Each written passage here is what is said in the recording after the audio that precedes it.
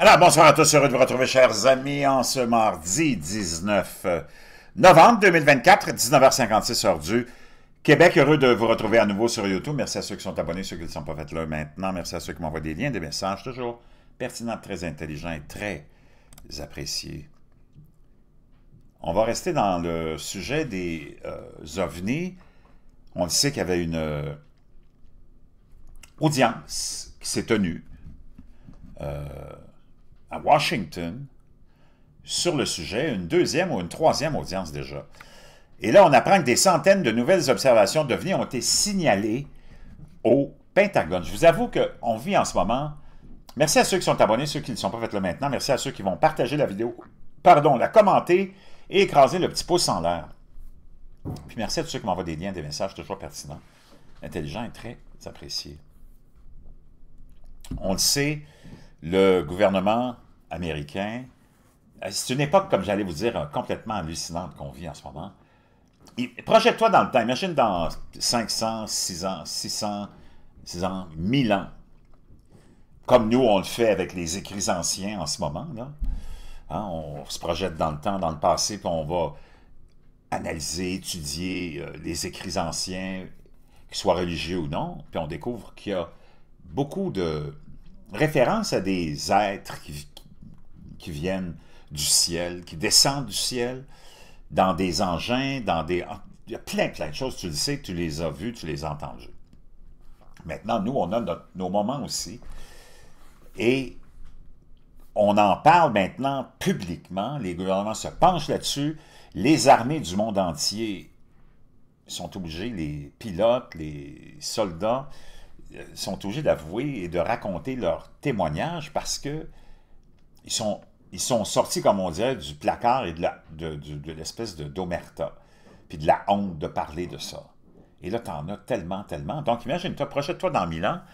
Je ne sais pas où on sera dans 1000 ans. Peut-être qu'on sera déjà dans... Probablement qu'on aura déjà eu une disclosure, un coming out de ces forces, qu'elles soient maléfiques ou que ce soit des entités qui viennent d'un autre monde, ce sera probablement déjà réglé. Selon un rapport non classifié du ministère de la Défense publié jeudi dernier, 757 cas de phénomènes anormaux non identifiés ont été signalés entre mai 2023 et juin 2024. Le Congrès a exigé que le Bureau de résolution des anomalies de tous les domaines du département de la Défense, le fameux bureau AARO, chargé d'étudier et de cataloguer les rapports sur les objets ou les phénomènes aériens non identifiés, anciennement appelés OVNI. On veut qu'ils établissent ces gens-là un rapport annuel. Le rapport indique que le bureau en question a reçu 757 témoignages et rapports de ces observations, rencontres, entre le 1er mai 2023 et le 1er juin 2024. Donc, 485 de ces rapports concernaient des incidents d'objets ou de phénomènes aériens non identifiés survenus au cours de la période de référence. Les 272 rapports restants concernaient des incidents survenus en 2021 et 2022, mais qui n'ont pas été signalés au bureau avant cette période de référence et n'ont donc pas été inclus dans les rapports annuels précédents. Donc, même si c'était des événements, 272 de ces rapports d'observation, ça concernait la période 2021-2022, mais on ne les avait pas inclus dans les rapports de l'époque, donc c'est considéré comme des nouvelles. Les nouvelles conclusions portent le nombre total de cas examinés par le bureau à plus de 1600 en juin. Hey, c'est beaucoup, là, 1600. Aïe, aïe. Le directeur de ce bureau, le Dr. John Koslowski, a déclaré lors d'une conférence de presse le 14 novembre que ces résultats ont laissé les enquêteurs perplexes. J'imagine le nombre. Il y a des cas intéressants que je ne comprends pas compte tenu de ma formation en physique et en ingénierie et de mon expérience dans la communauté du renseignement, et je ne connais personne d'autre qui les comprenne non plus, a déclaré Koslowski, le fameux Dr. Koslowski, qui est le directeur de ce bureau du Pentagone. Il dit, moi, j'ai vraiment une formation en physique et en ingénierie, puis avec toute mon expérience en plus de la communauté du renseignement, je ne comprends rien de tous ces phénomènes-là. Puis il dit, je connais personne d'autre non plus qui les comprenne. Donc on fait face à quelque chose de mystérieux. Certains cas ont été résolus par la suite, 49 d'entre eux étant des objets courants tels que des ballons, des oiseaux et des systèmes aériens sans pilote. 243 autres étaient également considérés comme des objets ordinaires qui ont été classés en juin.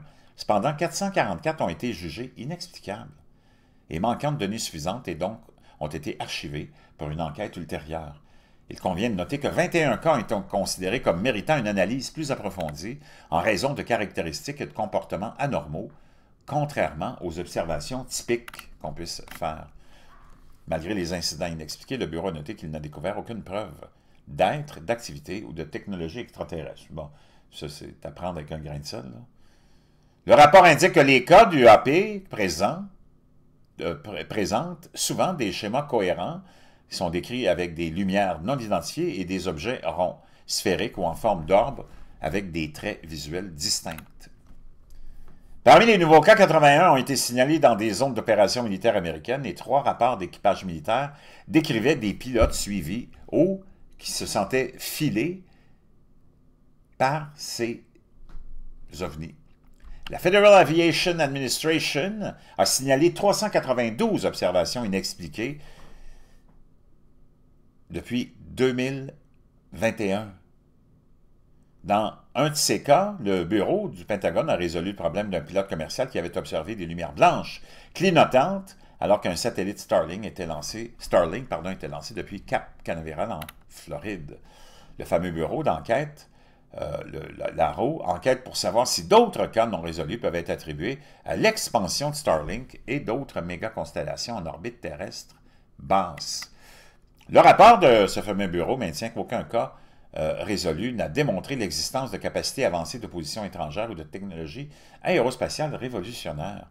Le document précise également que le bureau avertira immédiatement le Congrès si des cas de telle capacité, ce qui pourrait suggérer, s'il y avait des tas de telles capacités, ce qui pourrait suggérer une implication extraterrestre. Pensez-vous vraiment que vous pouvez prendre ces gens-là au sérieux et croire ces gens-là dans les services de renseignement quand toute leur existence est basée sur la déformation, les cachotteries et le mensonge? Donc, des technologies avancées qui ne sont pas fabriquées par notre gouvernement ou par un autre gouvernement surveillent des installations militaires sensibles dans le monde entier, nous parle, parce qu'il est allé témoigner, Luis Elizondo. Elizondo, pardon, que vous connaissez. Elizondo a témoigné que le gouvernement a mis en place des programmes secrets pour récupérer les matériaux issus du crash de ces appareils-là, de ces ovnis, afin d'identifier et de procéder à une rétro-ingénierie de la technologie extraterrestre. De plus, les États-Unis sont en possession de technologies du AP, tout comme certains de nos adversaires.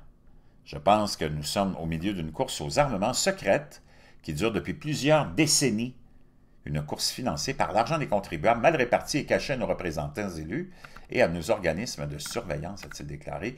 Bien qu'une grande partie de mon travail gouvernemental sur le sujet de ces UAP reste encore classifié, un secret excessif a conduit à de graves méfaits contre des fonctionnaires loyaux du personnel militaire et le public, tout cela pour cacher le fait que nous ne sommes pas seuls dans le cosmos.